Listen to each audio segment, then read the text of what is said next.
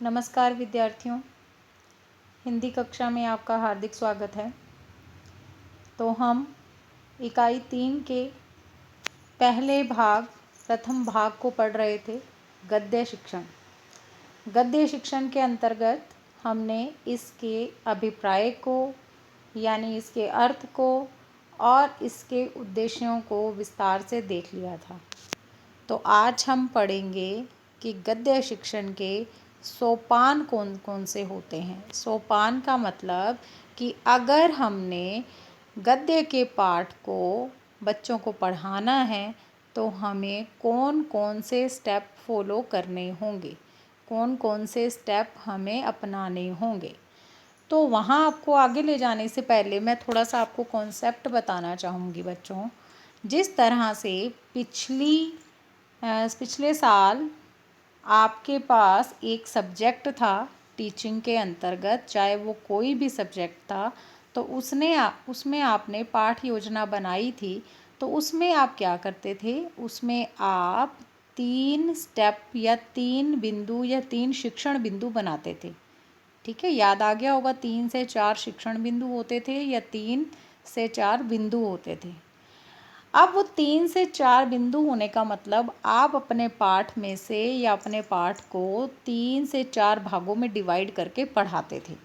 फिर एक भाग के अंतर्गत आप विकासात्मक प्रश्न, फिर आपका छात्र अध्यापक या छात्र अध्यापिका कथन, और फिर लास्ट में आपके बोध प्रश्न होते थे। तो इस तरह से पहले स्टेप में, पहले बिंदु में ये 3 स्टेप होते थे। फिर आप दूसरे स्टेप पे जाते थे, फिर से उसमें विकासात्मक प्रश्न, छात्र अध्यापक क्रिया या छात्र अध्यापिका क्रिया कथन, जो भी कह लो, फिर बोध प्रश्न, ये दूसरा स्टेप होता था।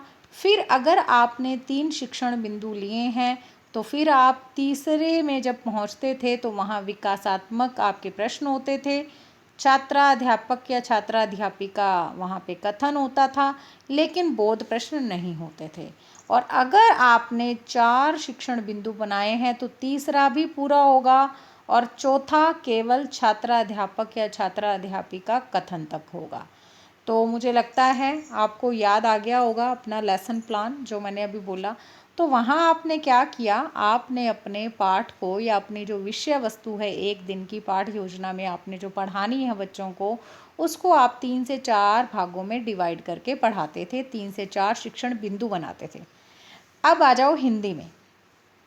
हिंदी में भी बच्चों जब हम कोई पाठ पढ़ाते हैं, अब यहाँ पे गद्य की बात हो रही है तो मैं गद्य के पाठ के बारे में ही बताऊंगी कि जब गद्य का पाठ हम बच्चों को पढ़ाते हैं तो हम क्या करते हैं, पूरे पाठ को, जैसे वो पूरा पाठ मान लो किताब में 3 से 4 पेज का तो एक पाठ होता ही है, 4 से 5 पेज का भी हो सकता है, 6 का भी हो सकता है। तो आप उसको 3 भागों में डिवाइड कर लोगे, 3 भी कर सकते हो, 4 भी कर सकते हो। ठीक है, अब वहाँ पे सेम वैसे ही प्रोसीजर चलेगा जैसे हम एक स्टेप को यानी एक भाग को पूरा करेंगे तो उसमें कुछ छोटे छोटे पॉइंट्स हैं, उनको लेकर के चलना पड़ेगा। जैसे वहाँ विकासात्मक प्रश्न थे, फिर आपका कथन होता था और फिर बोध प्रश्न होते थे। तो यहाँ क्या है, वो बिंदु ज़्यादा हैं, वो बिंदु यहाँ ज़्यादा है। अब उनको मेरे साथ यहाँ अगली स्लाइड पे देखो, आपको सब समझ में आ जाएगा। देखिए वहाँ पे भी प्रस्तावना होती थी, यहाँ भी प्रस्तावना है, बनाते थे ना वहाँ पे भी प्रस्तावना आप, और यहाँ भी प्रस्तावना है। फिर वहाँ पे भी उद्देश्य कथन था। अब ये बच्चों उद्देश्य कथन क्या चीज़ है, उद्देश्य कथन मतलब जब हम प्रस्तावना के लास्ट प्रश्न के बाद कहते हैं कि ठीक है बच्चों, अच्छा बच्चों, आज हम ये वाला पाठ पढ़ेंगे, पाठ का नाम बताते हैं, वहाँ पे उसे टॉपिक का नाम बताते हैं, वो क्या होता है, वो आपका उद्देश्य कथन होता है। ठीक है, तो आप उद्देश्य कथन वहाँ भी प्रयोग में लेते थे, वहाँ भी ये स्टेप होता था और यहाँ भी होगा। फिर तीसरा बिंदु प्रस्तुतिकरण। अब इस प्रस्तुतिकरण के दौरान आप वहाँ पे क्या करते थे, 3 स्टेप फॉलो करते थे। यहाँ से आपका एक शिक्षण बिंदु बनता था, उसके अंदर 3 फिर सब बिंदु या सब पॉइंट्स होते थे। कौन कौन से, विकासात्मक प्रश्न, छात्र अध्यापक या छात्रा अध्यापिका कथन और बोध प्रश्न। लेकिन यहाँ पे ये पॉइंट्स ज़्यादा होंगे। सबसे पहली चीज़ जो यहाँ हिंदी में या किसी लैंग्वेज में। ये ज़रूरी नहीं है कि ये वाले स्टेप केवल हिंदी में ही फॉलो होंगे, क्योंकि ये हिंदी की कक्षा है तो मैं बार बार हिंदी का ही नाम लूँगी। इसके अलावा अगर आपके पास संस्कृत है या इंग्लिश है तो भी आप इन्हीं स्टेप को ध्यान में रखते हुए बीएड में पाठ योजना लेसन प्लान तैयार करोगे। लैंग्वेज के एक जैसे लेसन होते हैं, केवल भाषा बदल जाती है, स्टेप सेम रहते हैं, सोपान सेम रहते हैं, चरण सेम रहते हैं। ठीक है, चलो अब यहाँ पे देखो, प्रस्तुतिकरण में मैंने 1 नंबर पे लिखा है आदर्श वाचन, दूसरे नंबर पे मैंने लिखा अनुकरण वाचन। तो बच्चों, लैंग्वेज अक्रॉस द करिकुलम में वाचन 2 प्रकार का होता है, ये आप पढ़ चुके हैं। सस्वर वाचन होता है, मौन वाचन होता है। और फिर मैंने आपको जो सस्वर वाचन है उसके आगे से भाग भी करके बताए थे, आदर्श वाचन और अनुकरण वाचन। नहीं भी याद है तो यहाँ दोबारा से बताने जा रही हूँ। आदर्श वाचन, देखो यहाँ पे कक्षा शिक्षण की बात हो रही है, पाठ योजना की बात हो रही है, कक्षा में पढ़ाने की बात हो रही है। तो बच्चों, आदर्श कौन होगा? बच्चे शिक्षक के लिए आदर्श होंगे या शिक्षक बच्चों के लिए आदर्श होगा? तो आपका उत्तर होगा कि जी शिक्षक आदर्श होगा। जैसे मैं आपको पढ़ा रही हूँ तो आपने अब कल को हिंदी का शिक्षक बनना है, तो आप मेरी टीचिंग के अनुसार अपनी टीचिंग, अगर आपको मेरी टीचिंग अच्छी लगती है तो आप मेरी टीचिंग के अकॉर्डिंग अपनी टीचिंग बनाना चाहेंगे ना। तो इसका मतलब आदर्श कौन होता है शिक्षक और विद्यार्थियों में से? तो आदर्श होते हैं शिक्षक। ठीक है, तो यहाँ पे ये वाचन, आदर्श वाचन किसके द्वारा किया जाएगा? तो आदर्श वाचन किया जाएगा शिक्षक के द्वारा। अनुकरण वाचन कौन करेगा? शिक्षक को फॉलो कौन करेगा? विद्यार्थी। तो अनुकरण वाचन किसके द्वारा किया जाएगा? विद्यार्थी के द्वारा। अच्छा बच्चों, एक चीज़ और, अब आदर्श वाचन और अनुकरण वाचन मैंने लिख दिया यहाँ पे, तो किस चीज़ का आदर्श वाचन और किस चीज़ का अनुकरण वाचन? तो जो मैंने अभी आपको बताए ना कि आपने पूरे पाठ को 3 से 4 भाग में डिवाइड करना है, तो एक एक भाग का आदर्श वाचन और अनुकरण वाचन। अब यहाँ पे शिक्षक ने प्रस्तावना पूछी है, फिर उद्देश्य कथन बोला है क्लास में पढ़ाते हुए, या पाठ योजना बन रही है तो यानी सोच रहा है कि वो ऐसे करेगा, लेकिन मैं आपको वहाँ खड़े हुए ही ऐसे स्टेप बता रही हूँ। तो वहाँ उसने, आप क्लास में वो पढ़ा रहा है और योजना, पाठ योजना वो घर से बना कर के लाया है। ठीक है, अब आपके लिए एक उलझन आपके दिमाग में बच्चों और आ गई होगी, आप थोड़ा ध्यान से इस बात को समझ लो। यहाँ पे मैं आपको बता रही हूँ कि गद्य शिक्षण में आपने कौन कौन से सोपान अपनाने हैं। तो आप इसको सैद्धांतिक यानी अपने सिलेबस का टॉपिक समझ रहे होगे। और दूसरी साइड पे मैं बोल देती हूँ कि शिक्षक खड़ा है, शिक्षक अब ऐसे कर रहा है, ऐसे कर रहा है, तो ध्यान से सुनो। हम हिंदी के शिक्षक हैं, हमने गद्य भी पढ़ाना है, पद्य भी पढ़ाना है, कहानी भी पढ़ानी है, निबंध भी पढ़ाना है, लेखन और इसके अलावा रचना भी पढ़ानी है, निबंध भी पढ़ाना है। ठीक है, ये सारे पढ़ाने होंगे ना एक हिंदी शिक्षक को। तो यहाँ पे इस यूनिट के अंदर जो हमारे विधाएं हैं वो सारी लगी हुई हैं, 6 विधाएं लगी हैं। गद्य, पद्य, निबंध, कहानी, रचना। ठीक है, और एक है इसमें गद्य, पद्य, निबंध, कहानी, रचना, नाटक।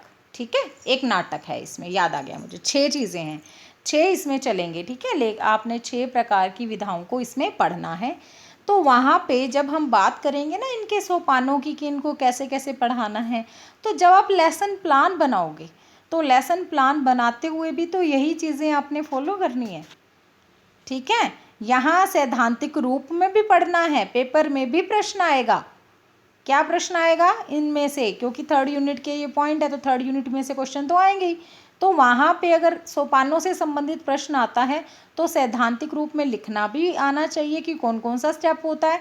और जब पाठ योजना बनाओगे ना तब वहाँ पे भी ये काम आएगा। अब उम्मीद है कि जो आपको डाउट था वो क्लियर हो गया होगा। दोनों जगह पढ़ना है, प्रैक्टिकली भी इसको अप्लाई करेंगे और सैद्धांतिक रूप से परीक्षा के लिए भी ये टॉपिक तैयार होगा, ये वाला स्टेप या फिर ये वाला बिंदु तैयार होगा।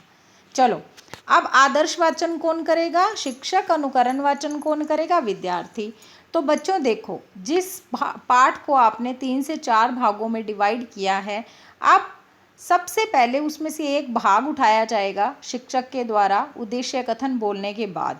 प्रस्तावना, फिर उद्देश्य कथन यानी टॉपिक बता दिया हमने, प्रकरण बता दिया कि आज बच्चे हम इसके बारे में पढ़ेंगे या ये वाला पाठ पढ़ेंगे। अब फिर प्रस्तुतिकरण स्टार्ट किया, तो जो 3 भागों में उसने पाठ को डिवाइड किया है, 3 में ही मान के चलो, 3 में कर लिया, तो अब पहले भाग को उठाएगा और शिक्षक क्या करेगा, उचित यति गति विराम लय के साथ उसका आदर्श वाचन करेगा। क्योंकि शिक्षक क्या है, आदर्श है, तो जैसा वाचन वो करेगा वैसा ही वाचन बच्चे करेंगे। तो उसने बहुत ही तरीके से शुद्ध उच्चारण करते हुए, एक विराम लेते हुए, बोलने का पढ़ने का एक तरीका होता है ना, एक तो ऐसे जल्दी जल्दी से बोल दो बिना रुके, और एक ये होता है कि पूरी तरह ऐसे जहाँ पे रुकने की ज़रूरत है, विराम की, लय की, गति की, और शुद्ध उच्चारण के साथ अच्छे से पढ़ेगा उसको, और जिससे कि सामने वाले बच्चे उसका अर्थ समझ सकें, भाव ग्रहण यानी अर्थ ग्रहण कर सकें। ठीक है। अब वो जब पाठ, वो पहला जो भाग है वो जब उसने पढ़ दिया, अब उसके बाद उसी भाग को बच्चों से पढ़वाएगा। ठीक है, वो उसी भाग को बच्चों से पढ़वाएगा। तो ये हो गया अनुकरण वाचन। अभी देखो बार बार कह रही हूँ, एक स्टेप की बात हुई है, एक पाठ के एक भाग की बात हुई है। पहले उसने पढ़ा, फिर उसने बच्चों से पढ़वाया। अब अगला पॉइंट है अशुद्धि संशोधन। अशुद्धि संशोधन, जब बच्चे अनुकरण वाचन करेंगे तो इसका मतलब वो क्या करेंगे, गलतियाँ करेंगे, अशुद्धियाँ करेंगे, मतलब वो शब्दों को गलत बोलेंगे। तो अब शब्दों को शुद्ध करने के बच्चों कई तरीके होते हैं। एक तो वो बोल रहा है तो उसको बीच में रोक दो और साथ में उसको कहो कि ऐसे नहीं बेटा, ये अगर नहीं है बेटा, अग्र है। ठीक है, अगर वो र की ज़्यादातर बच्चे मिस्टेक करते हैं ना उच्चारण करते समय, तो वो अगर बोलता है कि अग्र को अगर बोल रहा है तो उसको बीच में आप बोलो कि नहीं नहीं, ये अगर नहीं है, ये अग्र है, ये कर्म नहीं है, ये क्रम है। तो इस तरह से आप उसकी अशुद्धियों को संशोधित कर दीजिए। और फिर क्या किया जाता है, एक बार, एक तो ऐसे किया जाता है, दूसरा लिख करके भी अशुद्धियाँ शुद्ध कराई जाती हैं। ठीक है, तो आप क्या करें, उसको भी बता दें और फिर बोर्ड पे, ब्लैक बोर्ड पे लिख भी दें। इससे क्या होगा बच्चों, इससे उसने जो गलती की है, आगे वाला बच्चा वो गलती नहीं करेगा, पूरी क्लास सीख जाएगी। ठीक है, ये होता है अशुद्धि संशोधन, यानी जो उच्चारण में उसने अशुद्धियाँ की हैं उसको हमने शुद्ध करा दिया। अब अगला पॉइंट है आत्मीकरण। आत्मीकरण क्या होता है बच्चों, कठिन शब्दों के अर्थ कराना। आप लोग भी स्कूल में पढ़ के आए हो, तो वहाँ पे आपको भी शब्द अर्थ कराए जाते थे ना, हिंदी में, इंग्लिश में, संस्कृत, पंजाबी, इन सब में शब्द अर्थ कराए जाते हैं। कोई भी पाठ तब तक पूरा नहीं होता जब तक कि शब्द अर्थ नहीं होते उसमें। तो आप क्या करेंगे, यहाँ पे उस भाग के अंदर, अब जब आपने आदर्श वाचन किया था ना, तो जो कठिन शब्द थे आपने बता दिया था बच्चों को कि इसका मतलब ये होता है, लेकिन बच्चों ने लिखा नहीं था।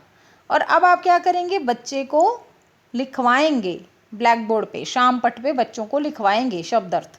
अच्छा, शब्द अर्थ पूरे पाठ के नहीं, शब्द अर्थ उस पैराग्राफ के। ठीक है, केवल और केवल शब्द अर्थ किसके, जो पैराग्राफ या जो पाठ या जो भाग पाठ का हमने अभी पढ़ा है, फिर बच्चों ने पढ़ा है, जिसकी हमने अशुद्धियों को शुद्ध कराया है, वही भाग में से जितने भी शब्द अर्थ हैं वो सारे शब्द अर्थ हम बच्चे को शाम पट पे करवाएंगे। शब्द लिखेंगे, अर्थ लिखेंगे। आपको पता है ये शब्द अर्थ कैसे करवाते हैं, वो हो जाएगा।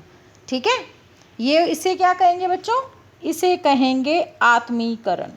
अब ये शब्द अर्थ कई तरह से कराए जा सकते हैं। शब्द अर्थ का मतलब क्या, हम बच्चे को क्या कराते हैं, शब्दों का ज्ञान कराते हैं, कि शब्द, नवीन शब्दों को बच्चे को सिखाते हैं कि ये शब्द भी होते हैं। तो इसके बहुत सारे तरीके होते हैं। एक तो मैंने बता दिया कि ब्लैक बोर्ड पे लिख सकते हैं, आप शाम पट पे लिख सकते हैं, और भी कई तरीके होते हैं। जब ये सोपान ख़त्म हो जाएंगे तो हम वापस से इस पे आएंगे कि इसके कौन कौन से और तरीके हैं। ठीक है, चलो अभी ये समझ में आ गया आपको। प्रस्तावना पूछी अध्यापक ने, और फिर उद्देश्य कथन बोला, फिर जो भाग किए हैं उसमें से पहले भाग को खुद से पढ़ा, फिर बच्चों से पढ़वाया, फिर बच्चों ने जो अशुद्धियाँ की थी पढ़ने के दौरान उनको शुद्ध किया, और उसके बाद कठिन शब्दों के अर्थ करवाए।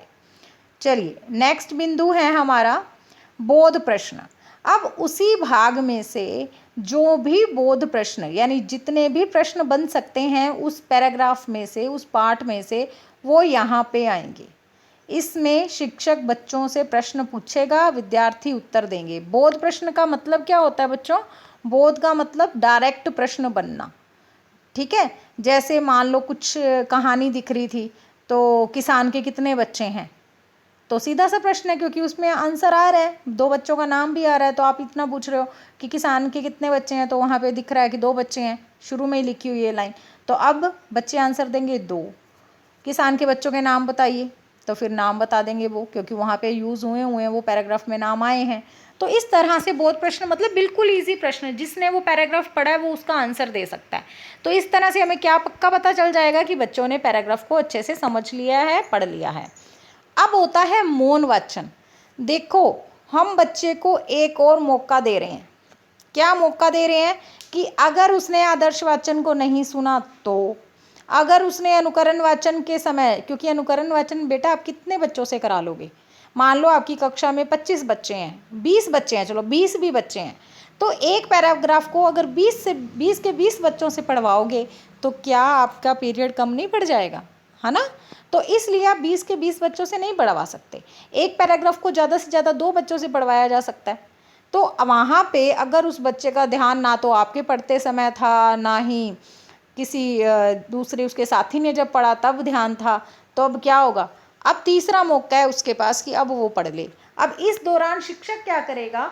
शिक्षक ने अपने ये 6 बिंदु जब कंप्लीट कर लिए, तो शिक्षक क्या करेगा? शिक्षक ध्यान देगा कि सारे बच्चे पढ़ रहे हैं नहीं, क्योंकि जब वो आदर्श वाचन कर रहा था तो उसका क्लास पे ध्यान तो था कि सारे पढ़ रहे हैं कि नहीं, लेकिन आप ये मान के चलो कि उसको ध्यान मेन तो आदर्श वाचन में था ना। फिर अनुकरण वाचन में उसने उस बच्चे की गलतियों को सुधारना था, उसको सुधारने के तरीके ब्लैक बोर्ड पे लिखना, बच्चे से शुद्ध करवाना, तो भी उसका ध्यान भटक रहा था। अब वो सारा काम छोड़ देगा मौन वाचन में, और मौन वाचन में क्या करेगा? केवल और केवल उसका ध्यान कक्षा पे है।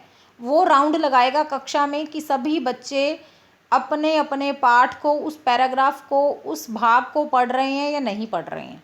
तो सब बच्चे उस मौन वाचन का मतलब सब बैठ करके मौन वाचन करेंगे। आपको पता ही है मौन वाचन क्या होता है, बिना शोर किए अपनी अपनी जगह पे बैठ के उस पैराग्राफ को फिर से पढ़ेंगे। अब जब वो पढ़ चुके होंगे 2-3 मिनट के बाद, तो उसके बाद विचार विश्लेषण प्रश्न पूछे जाएंगे। देखो अब अंतर क्या होता है ये समझ लो। बोध प्रश्न और विचार विश्लेषण प्रश्न पूछे जाएंगे। बोध प्रश्न ज़्यादा होते हैं, ये भी सुन लो। बोध प्रश्न पूछे जाते हैं 5 से 6, विचार विश्लेषण प्रश्न पूछे जाते हैं 2 से 3, ये भी सुन लो। अब आप कहोगे कि जी विचार विश्लेषण प्रश्न कम क्यों पूछे जाते हैं, बोध प्रश्न ज़्यादा क्यों पूछे जाते हैं?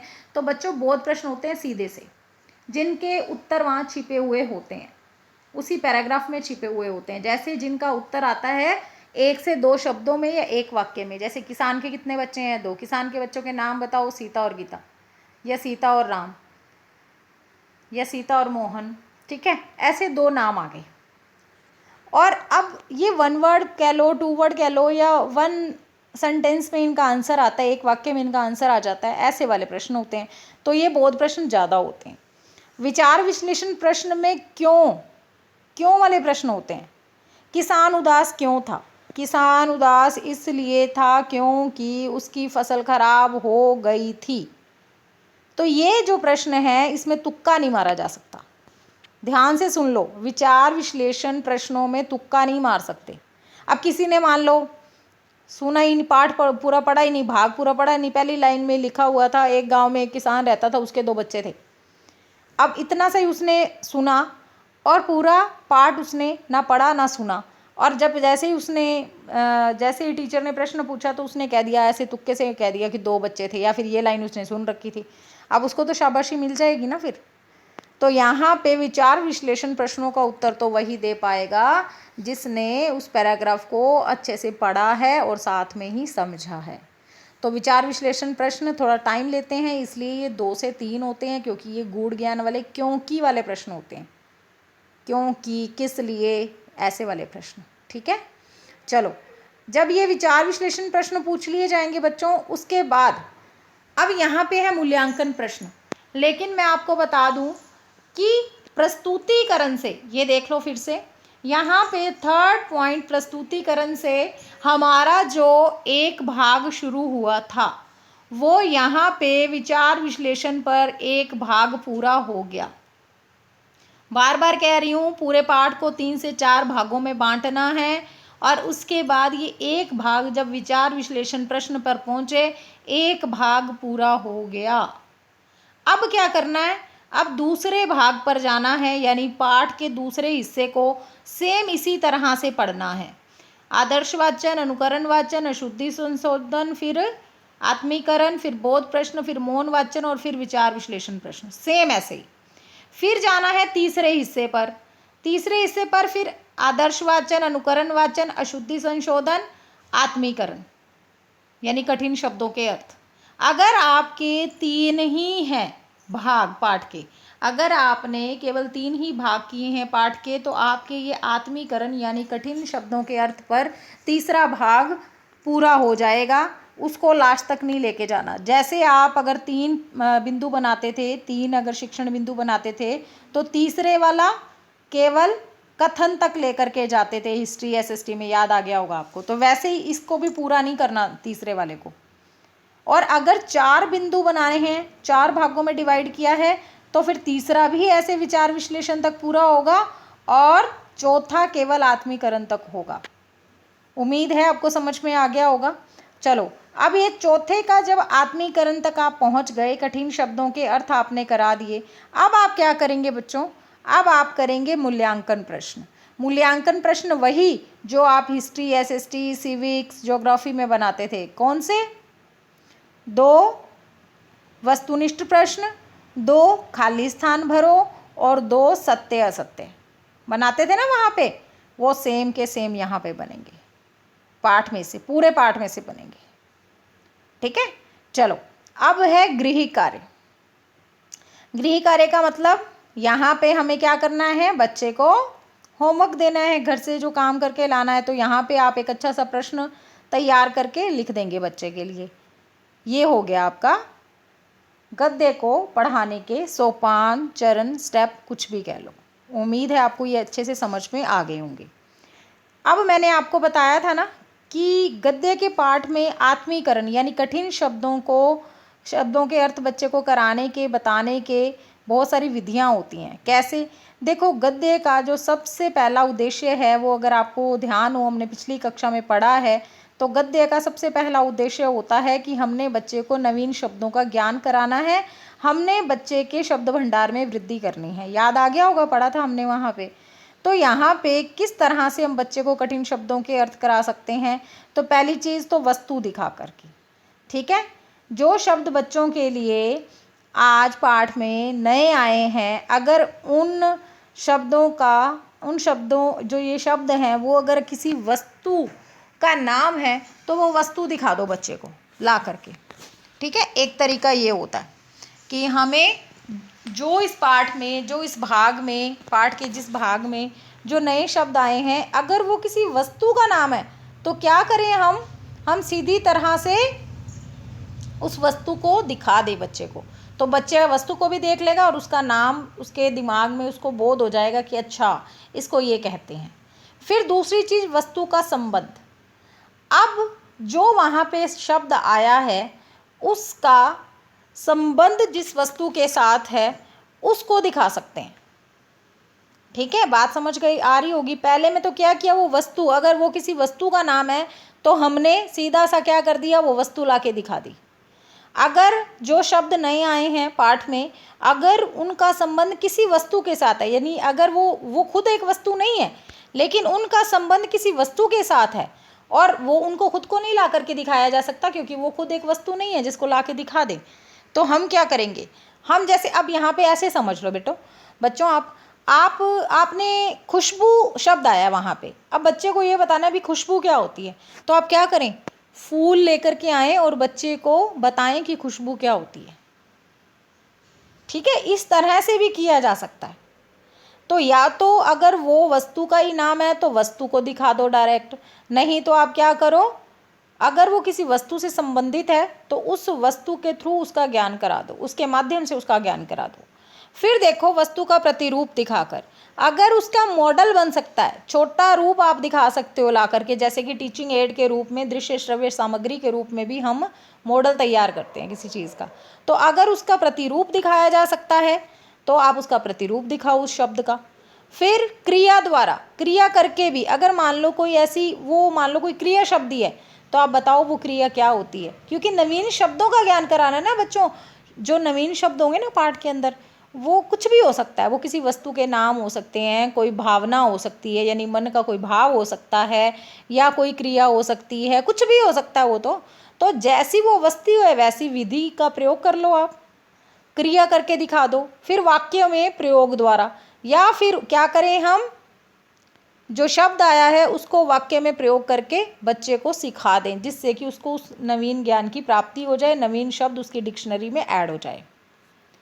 अब इसके अलावा क्या कर सकते हैं, उसका विलोम शब्द बता सकते हैं, पर्यायवाची बता सकते हैं, संधि समास करा सकते हैं, उस शब्द का उपसर्ग प्रत्यय बता सकते हैं। ठीक है, यानी उस शब्द को तोड़ मरोड़ के उसकी रचना के बारे में भी बता सकते हैं। ठीक है, अब जैसे मान लो वानर शब्द आया उसके अंदर, तो हम बच्चे को ये बता सकते हैं कि बंदर का पर्यायवाची है वानर, तो वानर का मतलब क्या हो गया, बंदर, तो बच्चा याद रखेगा। ठीक है, या फिर उसकी संधि समास कर देंगे, या हम उसके विलोम शब्द से उसको बता देंगे, या उपसर्ग प्रत्यय से बता देंगे, किसी भी तरीके से हम बच्चे को कठिन शब्दों का अर्थ बता सकते हैं, उसकी डिक्शनरी में नवीन शब्दों को जोड़ सकते हैं। फिर कथा तथा अंतर कथा आधारित शब्द। अब यहाँ पे बच्चों अंतर कथा में क के ऊपर आधा र आएगा, लेकिन ये हिंदी कीबोर्ड उसे पकड़ता नहीं है, और टाइपिंग मुझे नहीं आती है, मैं स्पीक करती हूँ, मैं बोलती हूँ और यहाँ पे लिखा हुआ आ जाता है। ठीक है, तो स्पीकिंग वाला सिस्टम किया हुआ है, तो अंतर कथा ये गलत लिखा हुआ है। फिर आप कहीं सोचो कि मैडम को पता ही नहीं है, अंतर कथा ऐसे नहीं लिखते हैं, तो यहाँ पे मुझे पता है ये गलत लिखा हुआ है, मैं आपको बता रही हूँ। तो अगर हमारे पास उस वस्तु से संबंधित, उस वस्तु नहीं कह सकती, उस शब्द से संबंधित अगर कोई कथा सुनाई जा सकती है, कोई अंतर कथा सुनाई जा सकती है, तब भी आप उसको इस विधि का प्रयोग करके उस नवीन शब्द का, उस कठिन शब्द का अर्थ बतला सकते हैं।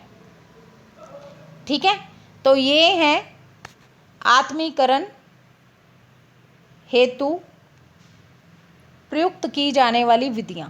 गद्य के पाठ में आत्मीकरण की विधियां, वस्तु दिखाकर, वस्तु का संबंध, वस्तु का प्रतिरूप दिखाकर, क्रिया द्वारा, वाक्यों में प्रयोग द्वारा, विलोम शब्द, पर्यायवाची, संधि समास, उपसर्ग और प्रत्यय द्वारा, और कथा तथा अंतर कथा आधारित शब्दों को बता करके। ठीक है, अब उम्मीद है कि आपको ये स्टेप अच्छे से समझ में आ गए होंगे, विधियां भी आत्मीकरण की समझ में आ गई होंगी। और अब हम अगली कक्षा में गद्य शिक्षण की कौन सी विधियां हैं उनकी बात करेंगे। यहाँ पे तो अभी मैंने आपको क्या बताया कि आपने गद्य के पाठ में कठिन शब्दों के अर्थ कैसे कराने हैं, या बच्चे को नवीन शब्दों का ज्ञान कैसे कराना है। ठीक है, ये मैंने आपको बता दिया। अब अगली कक्षा में हम गद्य को कौन कौन सी विधि से पढ़ा सकते हैं, इस पर हम बात करेंगे। उम्मीद है आपको ये सारी चीज़ें समझ में आ गई होंगी। तो अब हम मिलेंगे अगली कक्षा में। धन्यवाद।